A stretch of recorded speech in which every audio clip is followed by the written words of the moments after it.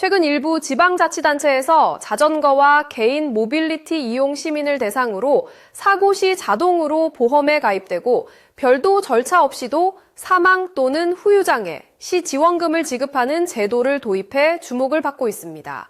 특히 사고로 인해 후유장애가 발생할 경우 장애 등급에 따라 수백만 원에서 최대 2천만 원까지 보험금이 지급된다는 점에서 많은 시민들의 관심이 쏠리고 있습니다. 하지만 막상 실제 사고가 발생했을 때 후유장애 보험금 지급 과정이 어떻게 진행되는지, 장애 진단은 어떻게 받아야 하는지 혼란스럽다는 목소리가 끊이지 않고 있습니다.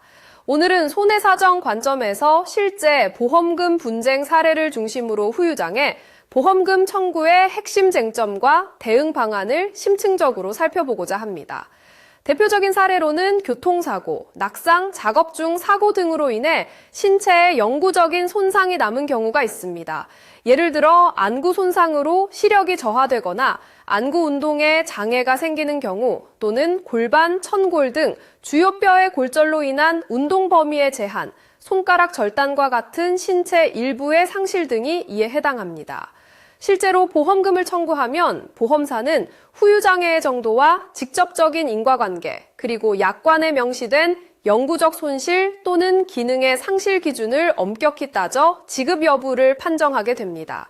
이 과정에서 보험금 지급이 거절되는 대표적 이유는 첫째, 장애의 정도가 보험약관상 지급 기준에 미치지 못한다는 점, 둘째, 사고와 장애 사이의 인과관계가 불명확하거나 기존 질환과의 구분이 어렵다는 점, 셋째, 대학병원 장애진단서의 구체성 또는 신뢰도 문제입니다.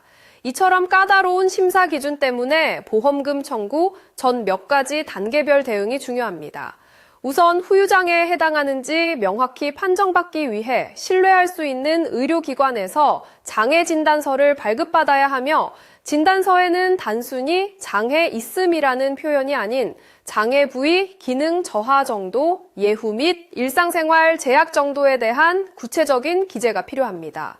예를 들어 시력 저하는 국제 표준에 따라 양눈 또는 다난 시력, 시야 결손 정도가 상세히 명시되어야 합니다. 골절이나 절단의 경우에도 운동 범위, 측정값 또는 남은 기능에 대한 서술이 중요합니다.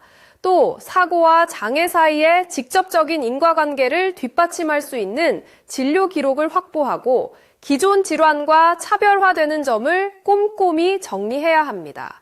약관에서는 6개월 1년 이상 치료 후에도 기능 회복이 되지 않는 경우를 영구장애로 인정하는데 이 기준에 충족하는지 객관적 증거가 요구됩니다. 만약 보험사에서 지급 결정을 미루거나 일부만 지급하는 경우 손해사정평가 등 전문가의 의견서를 추가로 확보하여 이의 신청하는 절차도 고려할 필요가 있습니다. 추가로 보험 가입 시 약관의 구체적 장애 인정 기준, 지급 제외 사유, 신청 서류 목록 등을 꼼꼼히 확인하는 것이 매우 중요합니다.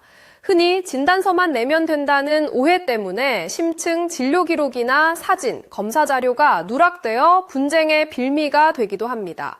또한 일부 장애 유형은 일정 기간 경과 후 재평가가 필요하다는 점, 고령이나 기저질환이 있을 경우 보험금 지급 순위와 범위에 제한이 발생할 수 있다는 점도 유념해야 합니다.